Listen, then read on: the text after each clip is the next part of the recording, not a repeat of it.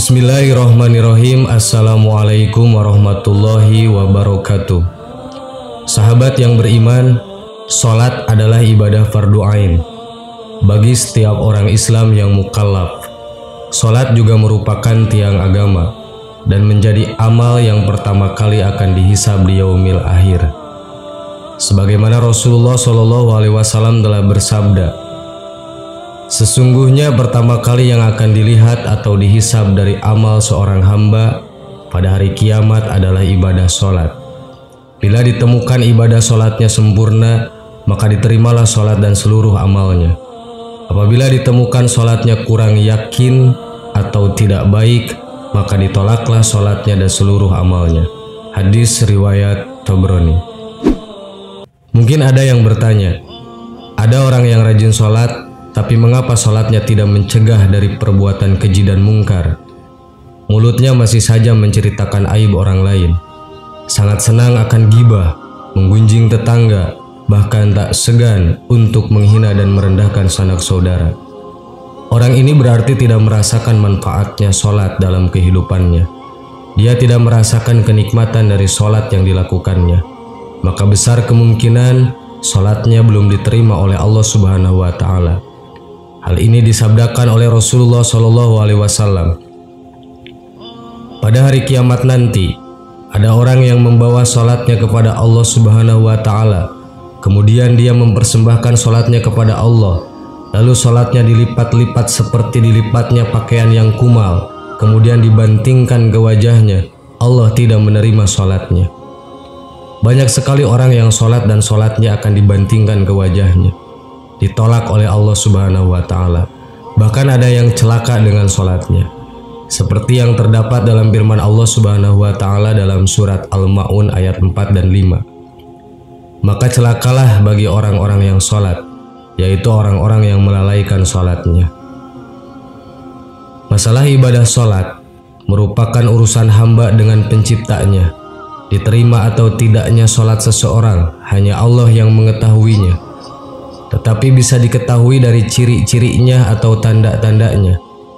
Sebagaimana dalam hadis qudsi yang diriwayatkan oleh Imam Al-Bazzar dari sahabat Abdullah bin Wahid Al-Harani, Rasul telah bersabda yang artinya, sesungguhnya aku Allah hanya menerima sholat seseorang yang bersifat tawadu karena keagunganku dan tidak mencela makhlukku dan tidak membiasakan maksiat dan durhaka kepadaku, dan menghabiskan waktu siangnya untuk berzikir kepadaku dan mengasihi orang-orang miskin dan ibnu sabil dan kepada janda-janda miskin dan mengasihi pada orang-orang yang tertimpa musibah. Dari hadis qudsi tersebut dapat disimpulkan bahwa orang yang diterima sholatnya oleh Allah Subhanahu wa Ta'ala memiliki ciri-ciri atau tanda-tanda. Di antara tanda-tandanya adalah: tanda pertama sholat diterima oleh Allah Subhanahu wa Ta'ala adalah sholat yang dilakukan dengan merendahkan diri.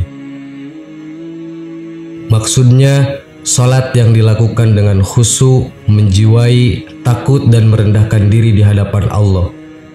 Sikapnya selalu tawadu karena keagungan Allah, rendah diri terhadap sesama, tidak sombong dan selalu mengagungkan kebesaran Allah, patuh terhadap segala aturan-aturan yang ditetapkan oleh Allah Subhanahu wa Ta'ala, dan rendah hati, tidak angkuh.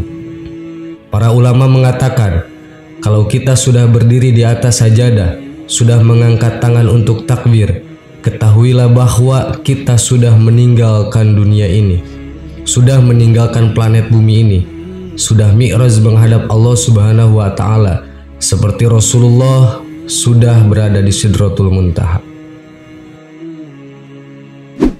Kedua, dia tidak menyombongkan diri kepada makhluk Allah. Tawaduknya dalam sholat melahirkan rendah hati dalam pergaulannya dengan sesama manusia. Kekuasaan tidak menyebabkan ia sombong, karena dia tahu bahwa kekuasaan adalah amanah Allah. Kekayaan tidak menyebabkan memperbudak orang lain, karena ia tahu bahwa harta hanyalah titipan Allah. Pengetahuan tidak membuatnya tinggi diri, sebab ia tahu bahwa pengetahuannya tidak seberapa dibandingkan dengan luasnya ilmu Allah.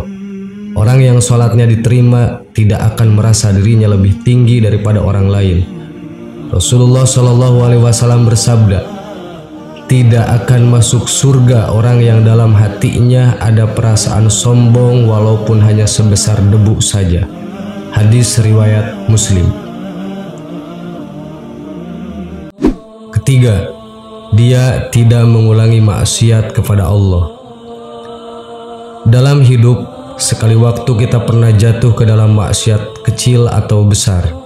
Mungkin pernah kita palsukan angka dalam kwitansi, mungkin pernah kita berdusta kepada orang lain, mungkin kita pernah menyakiti hati tetangga, mungkin pernah kita memanfaatkan jabatan untuk memperkaya diri, bahkan mungkin pernah kita menyebabkan orang lain menderita dalam hidupnya. Barang siapa sholatnya tidak menyebabkan dia menjauhi kekejian dan kemungkaran, maka sholatnya hanya akan menambah dia jauh dari Allah saja. Keempat, orang yang mampu menjadi alat kontrol untuk mengendalikan hawa nafsunya. Rasulullah SAW bersabda, barang siapa yang sholatnya tidak mencegah dari kejelekan dan kemungkaran, maka sholatnya hanya akan menjauhkan dirinya dari Allah Subhanahu wa Ta'ala. Hadis riwayat Muslim. Kelima, selalu berzikir kepada Allah Subhanahu wa Ta'ala, baik pada waktu siang maupun malam. Menyempatkan diri untuk berzikir kepada Allah Subhanahu wa Ta'ala meskipun urusan dunianya sangat sibuk. Ada seorang sahabat bertanya kepada Rasulullah SAW, "Ya Rasulullah, syariat Islam sudah banyak pada diriku. Ajarkanlah kepadaku sesuatu yang bisa aku pegang teguh untuk selamanya." Nabi SAW menjawab, "Usahakanlah lidahmu selalu basah menyebut nama Allah. Jangan biarkan lidahmu kering tanpa menyebut nama Allah." Berzikir bukan saja disyariatkan setelah sembahyang, melainkan juga pada setiap saat, ketika berdiri, duduk, bahkan berbaring. Pada satu majelis saja sahabat menemukan Rasul membaca istighfar 100 kali. Allah Subhanahu wa Ta'ala berfirman, yaitu orang-orang yang beriman dan hati mereka menjadi tentram dengan mengingat Allah. Ingatlah, hanya dengan mengingat Allah lah hati menjadi tentram. Quran Surat Ar-Ra'd ayat 28. Keenam, orang yang menyayangi orang miskin. Kalau diterjemahkan dengan kalimat modern, hal ini berarti orang yang mempunyai solidaritas sosial. Dia bukan hanya melakukan ruku dan sujud saja, tetapi dia juga memikirkan penderitaan sesamanya. Dia menyisihkan sebagian waktu dan rezekinya untuk membahagiakan orang lain. Rasulullah SAW bersabda, orang yang dermawan dekat dengan Allah, dekat dengan manusia, dan dekat dengan surga. Sedangkan orang yang bahil atau pelit jauh dari Allah, jauh dari manusia, dan dekat dengan neraka. Salat yang diterima Allah tampak bekasnya dalam kehidupan orang yang melakukannya.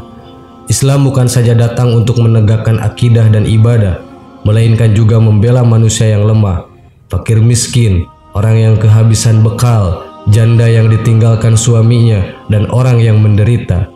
Orang kaya yang membuat sudut kecil di rumahnya untuk sholat tahajud di malam hari, tidak diterima sholatnya bila ia membiarkan tetangganya mati kelaparan, bila tidak tersentuh hatinya oleh penderitaan orang lain, bila acuh tak acuh saja terhadap masalah kemiskinan bangsanya. Rasulullah SAW bersabda, tidak akan masuk surga orang yang kenyang, padahal tetangganya kelaparan di sampingnya.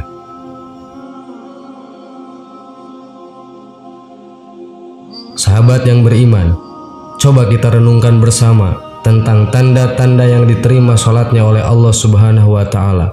Maukah kita seperti itu? Coba mari kita sama-sama meningkatkan ibadah kita kepada Allah Subhanahu wa Ta'ala dan mengingatkan satu sama lain tentang kebaikan. Jangan pernah menyerah mengingatkan orang lain tentang kebaikan, agar dalam hidup ini pastinya diberi keberkahan oleh Allah Subhanahu wa Ta'ala Sang Pencipta. Insya Allah, bila kita sudah dekat dengan Allah, hidup ini serasa damai dan tenang. Amin. Wallahu a'lam. Assalamualaikum warahmatullahi wabarakatuh.